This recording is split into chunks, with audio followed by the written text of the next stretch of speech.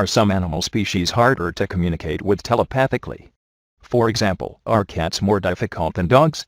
The simple answer to this question is no. However, further exploration of this subject reveals that there are situations in which the answer might appear to be yes. When learning to communicate telepathically with animals, some species may seem more difficult to communicate with due to specific factors. Some factors have to do with the individual human who is asking for the communication. Others have to do with the individual animal.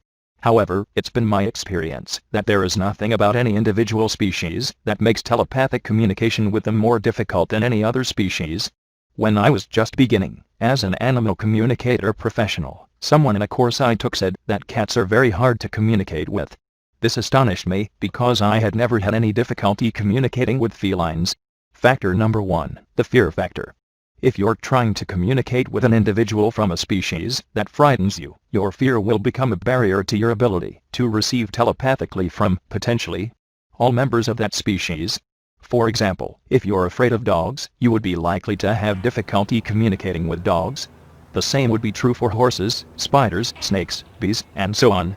However, you might one day get to know and trust an individual dog and decide that this dog was an exception. In fact, what happened was that you overcame your fear in this individual instance. Factor number 2, the prejudice factor. If you prejudge animals of a particular species, your beliefs and opinions them will be communicated to them. Members of that species will, therefore, be less likely to want to communicate with you. You might then conclude that that species was difficult to communicate with, but it would be a false conclusion. For example, if you believe that cows are stupid, you may find it difficult to have telepathic conversations with individual cows. Factor number 3, the respect factor. There are animals in the wild who seem to have no interest whatsoever in being in close contact, even telepathically, with humans. They are aware of how badly humanity has treated the planet and members of their own and other species. They, too, have little reason to trust humans in general, and may be completely unwilling to have a conversation. That said, it is unwise to make generalities. It may be that there are a few individuals of any species who would be willing to communicate telepathically if approached with respect and requested to do so.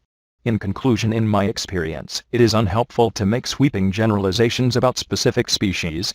Most animals, if approached with genuine respect and regard for who they are, will be willing to have a telepathic conversation with a human. Then it's up to us to get past our own fears. When we can do this, we can have many wonderful conversations with animals of all species.